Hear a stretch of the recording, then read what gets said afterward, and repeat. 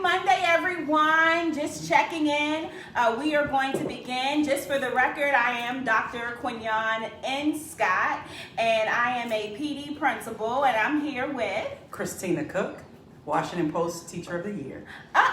Teacher of the Year. And today, so our goal really is just to have this great conversation about education and COVID, period, for the next couple of weeks. This particular day, we're going to focus on classroom management and virtual learning. So we were forced to go virtual learning. March 13th was the last day that we were in school. And over the period of time, we went to virtual and digital learning. Virtual learning, teachers were responsible for logging on with their students twice a week for 30 minutes.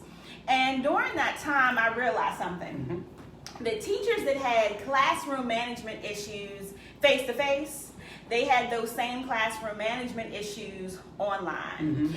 And I thought about, as leaders, we really should have established school-wide universal norms, protocol, and agenda.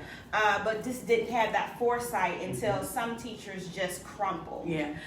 Talk about, how did you ensure that you had quality classroom management over the period of time we were doing virtual learning? So I think for me, the worst feeling in the world as a teacher is to have your principal, your supervisor come into your room and kids are all over the place.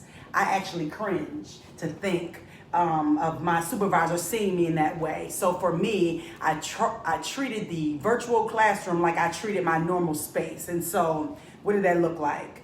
Showing up early, right? So even coming to work early, showing up early, making sure all the technology was working, because the worst thing that could happen is you can't connect to Zoom and then kids are waiting. Now, when kids are waiting, whether it's virtually or whether they're waiting at your door, they get antsy. And so for me, it was just being extra prepared. So one of the steps was when you logged into the Zoom, you needed to type your name in the chat as your attendance. So that way I could make sure I captured who was in the Zoom in case I didn't see everyone. The second thing is you needed to have your camera on so that I could see that you were present. And for students who, maybe they didn't have their hair done or they didn't want to interact, I was always checking in on them and calling on them to make sure they were there, not just, listening in, but sleep in the background. So that was important to me, to have those routines. So I think you bring up this valid point. So one, making sure that you have quality routines in place. You identified a few, so for attendance purposes, making sure their name is in the chat, ensuring that they are visual so you can see their engagement. The other day I was talking to my mentor, shout out to Maria Hopewell, and we were talking about how she's responsible for getting onto Zoom, so am I, and both of our supervisors wanted us to be physically present. So they wanted to see us, but that meant that we needed to show up professional. What's your thoughts about students showing up? Because we had some issues. We had students in the bed. We had male teachers teaching while you can see a part of the young lady's private parts. We just had people coming in and out of the video, so that too requires a protocol, right? What do you think is an ideal protocol school-wide that we could use? So it's tricky when kids are home, right? Because not every kid has like a designated Zoom area to do their work. And so one of the things I reiterated using the Google Classroom and my Instagram was go to a quiet place where you can be uninterrupted for this time. And so because that was the norm, kids were so respectful that if their space wasn't quiet, they would literally just stay muted and they would just communicate with me via the chat. And so part of that process is just having a real conversation about, hey, I know you're home and I know many of you are responsible for siblings, some even sick parents helping out at home. And so they gave the same respect that as the teacher I gave. So as Dr. Scott alluded to last week, I'm home with 3 kids who are also doing virtual learning. So from 11 to 12, my house was locked down. No one was to come near the classroom space to get food, to ask questions, because they realized I was teaching. Okay. And so I think part of it is, as you always taught me, like lead the way, model the way for students by showing up with a quiet professional background.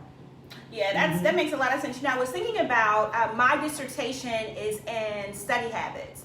And I think now, even ever before, it's so important to identify for parents what are the study habits that you actually have for your children. So thinking about, you know, we always talk about the relationship between home and school is a partnership, but it truly, in this day and age, it's truly a partnership. And thinking about for parents and for teachers to identify just what you said, have a place that you can actually be in a quiet place for 30 minutes, making sure you have adequate materials. So although you're online, still ensuring that you have pen and paper. Yeah, absolutely. Also making sure that if you need adequate lighting, you have adequate lighting so that you can still do your work. I think about in my household, my husband can go on Zoom in the darkness and he's fine with that. But because I have poor sight, I need light. Yeah. And so just making sure that you have all the things that you need, because how students show up really does impact classroom management. Agreed.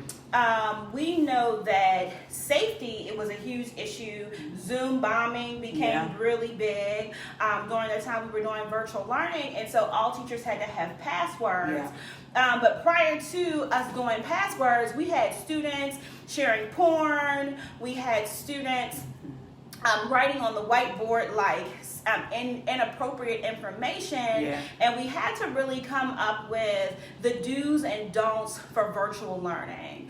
And so although we really did it content by content, just sharing with the audience that it's extremely important to do it school-wide. Agreed. So that everybody has the same expectations, regardless of whether you're doing a science experiment, English, or whether you're doing an art project. It's the same expectation for everyone. What we failed, though, is we did not have consequences for students. This is definitely putting you on the spot. Can you think about what could have been some consequences for students that were continuously breaking the rules for teachers? Or even not showing up? I'm thinking about, in some cases, we had teachers with 100% attendance, while in other cases, we had teachers with 30% attendance.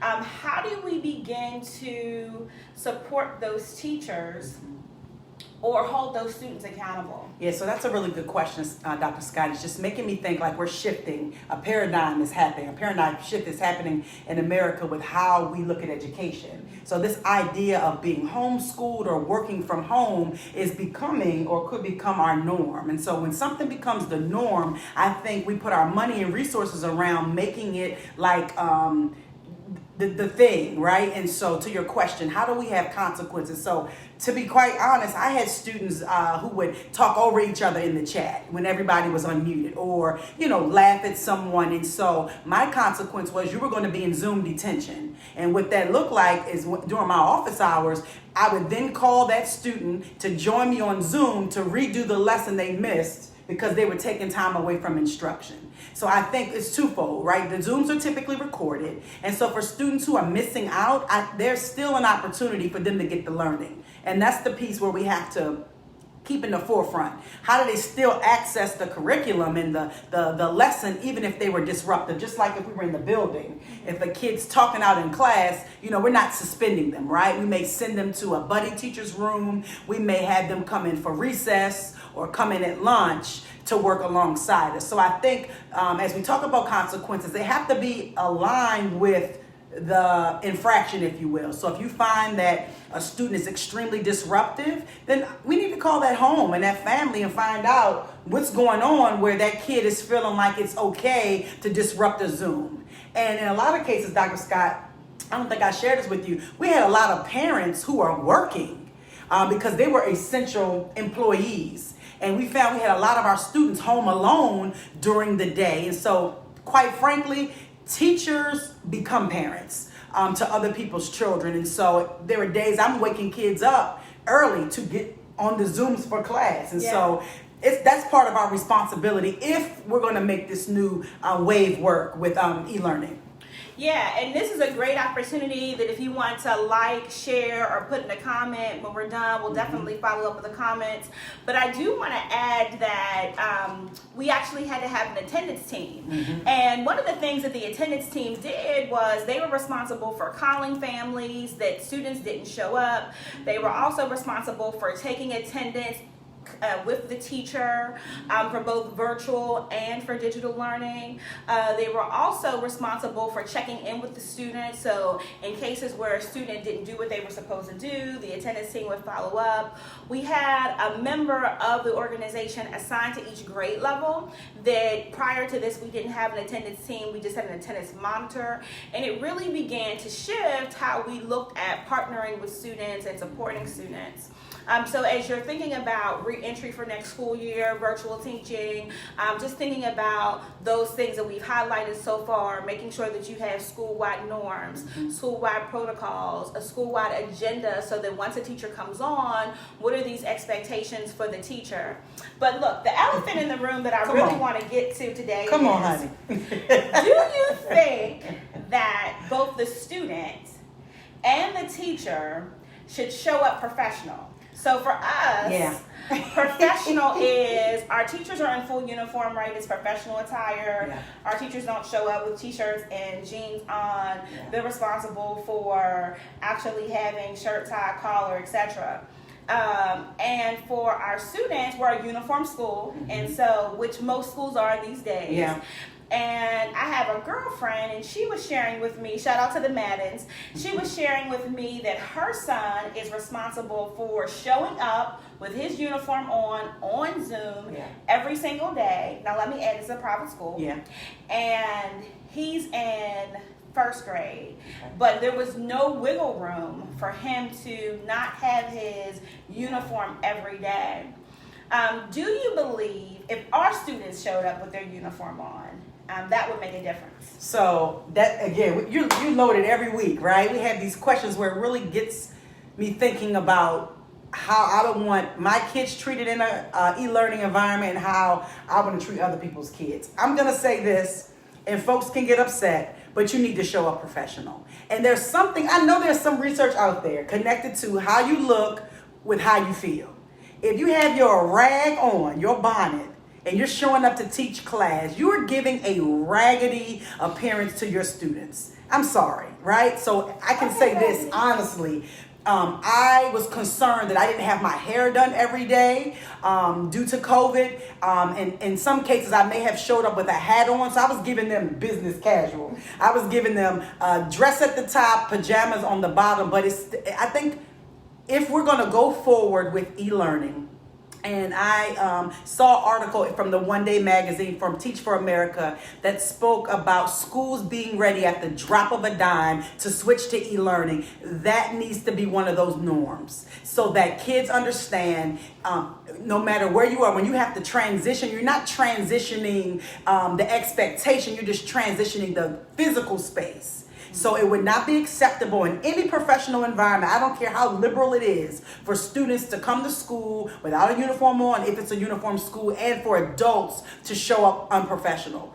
Because then we get upset when kids are lackluster and, you know, showing us that they're not disengaged with what's going on in our classrooms. And part of it is how we look. So I couldn't imagine showing up under Dr. Scott's leadership with my pajama shirt on. I couldn't imagine. Maybe a college shirt or a Greek letter organization shirt or some positive message shirt, but I just couldn't imagine not being ready for instruction every single day. And part of it is looking the par. When we look the par, we absolutely feel the par. And so that's my personal opinion. Now, you know, we can talk about equity, we can talk about uniforms, we can go on what if they don't have them. I mean, there's always an exception to a rule, but if we're going to set a precedence, I think we need to stand firm and stamp it and set it. Yeah, so I I was thinking, students don't have to show up in a full uniform, right? Because at the end of the day, I think that there's this high cost associated with uniforms, and I truly don't even believe in uniforms, which is just the reality. I don't think that having a uniform on or not having a uniform on impacts student achievement by any means. But what I do think impacts student achievement is self-confidence, self-worth, how a student feels and shows up. So that means making sure they have on something clean, right? Making sure that as parents, although they're at home, you still say you have to brush your teeth, you have to wash your face, you have to take a shower, because getting clean makes you feel a certain kind of way. You feel different when you're clean versus when you're dirty. That's just the reality, And so I think that parents have to come up with, like, these are going to be the norms for my child. We're going to continue having a routine, because in my house we don't have no routine anymore, which is not good. Right. But making sure that as we move forward in August, everybody has a routine, just like we had prior to COVID. Because I think having a routine helps to build this confidence. Yeah, I agree. And when I think about routine, I'm thinking about face care, right? Washing your hair. Even, this is really petty, but we wear a lot of glasses. And so I'm even thinking about, like, cleaning my glasses, right? Like, I can't even truly see because these are dirty. And so I'm looking at mine. Yeah, right. And so just making sure that we strengthen our routine and don't really take advantage of the fact that we're home. Yeah, I agree. And so just as a sidebar for those of you that are just joining in, we've been talking about making sure that teachers really have what they need, including classroom management. And it really is a partnership between both the parent and the teacher to ensure that students are able to be academically successful. So making sure that teachers, remember, you need to have an agenda, you need to have a protocol, you need to have systems in place for your classroom. If there any leaders are watching, it's really important that you do this school-wide so that everybody's on the same page. You provide professional development for your teachers online so that they can practice what these routines are before we actually start school. Whether we start school online or whether we're actually in person, my gut is telling me that we're not going back. Like, I don't know, right? My gut is just saying that without a cure, I truly don't believe how large districts can truly go back.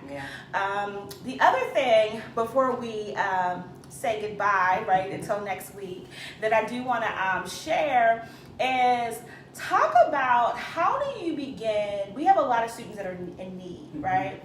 How did you check in with students to see if they needed anything? And I'm not talking about like from a academic standpoint, but I'm thinking about the number of students that need food, the number of students that just don't have resources. And so, we did a great job of providing them with technical help, but I'm thinking about that, in Maryland, BG&E provides helps with families, and they weren't, making sure that everybody had electricity, water. Just like we truly have in urban America, we truly have families that are in need. In rural America, we truly have families that are in need. Were you able to check in with students? Yeah, so I just asked the questions. That was part of my new curriculum.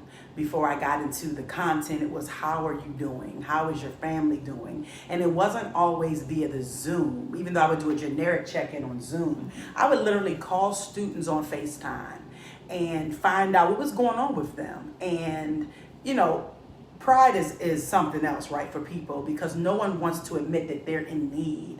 But when you build strong relationships with the community and families, kids don't mind telling you what they need. And they don't mind hitting that Cash App request saying, can I get $5? And so I think that was their way of reaching out for a hand.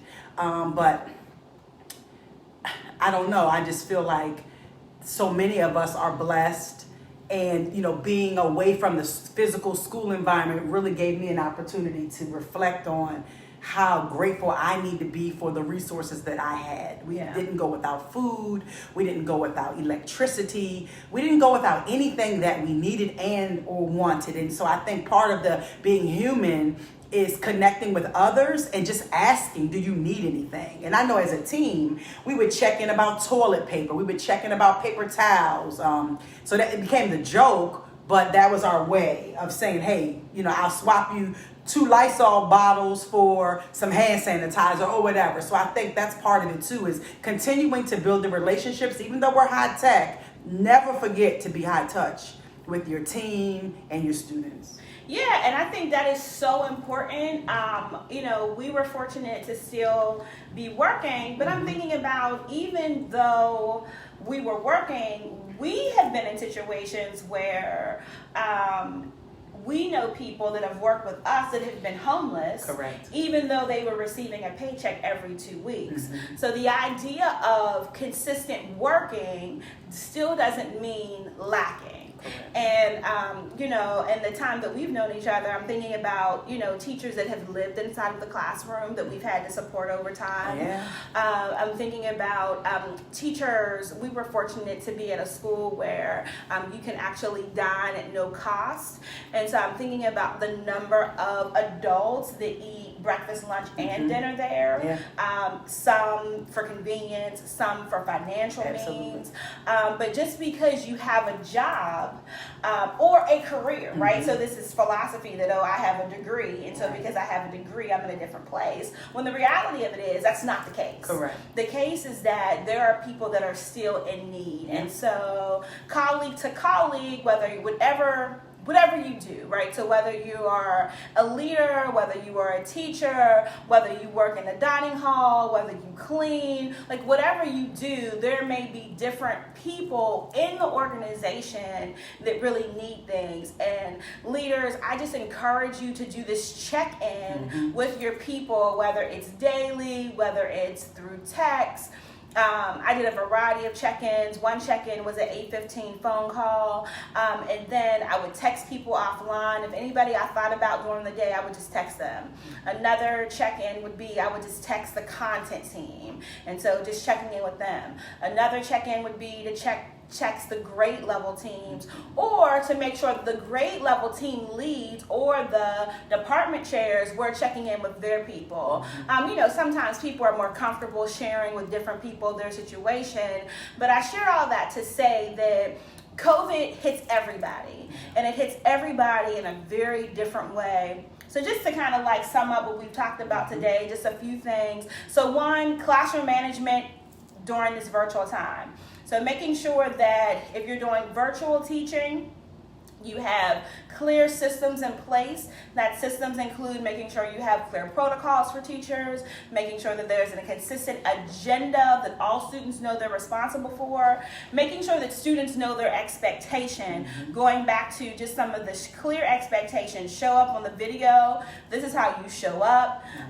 Leaders, I encourage you to make sure that you stress what should students actually wear. So that may mean going back and changing the dress code. So you have a dress code for in-person. You also have a dress code for virtual. That becomes critical because sometimes students don't know how to show up unless you share with them the expectation.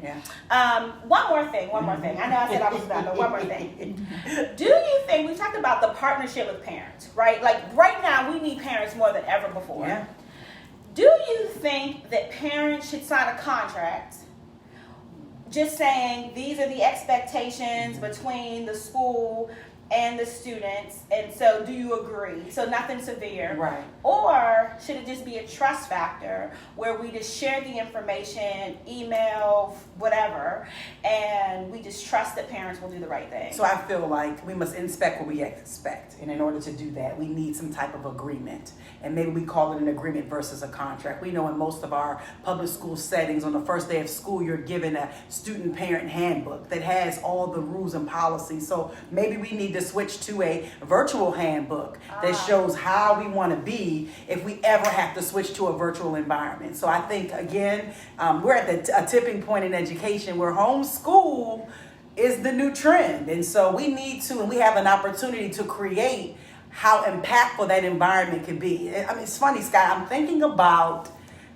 wanting to travel the world with students, but now in a virtual environment, we literally can. We could connect students with classrooms across the country do it virtually, and have a great global impact. So I feel like we need parents.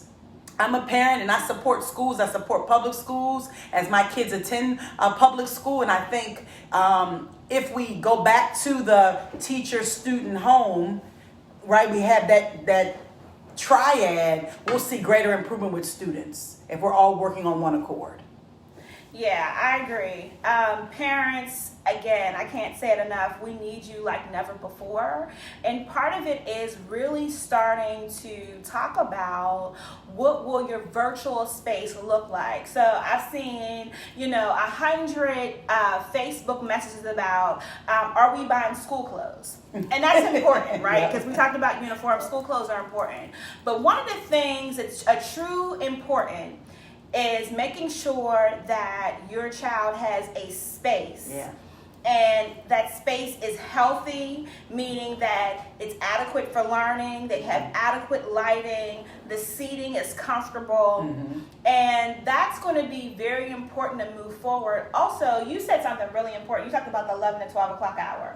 That was the time you're teaching. So making sure you have 2 to 3 hours set aside in that space that the student, your child, is responsible for completing the work. Agreed. I can't stress enough making sure that there's a schedule, Yes. and that schedule is for the whole household, and the whole household has an agreement for what the schedule will look like. Yeah. Because ultimately, there's been a great loss of learning, and we want to truly make sure that students have everything that they need in order for them to move forward as we still deal with the crisis of this Absolutely. pandemic. Absolutely. So again, I am Dr. Quinyon N. Scott, PD Principal. Don't forget to follow me on Instagram, PD Principal, or Facebook, Pittsburgh Nancy.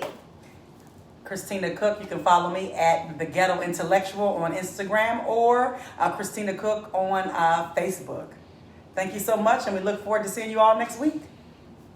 Bye.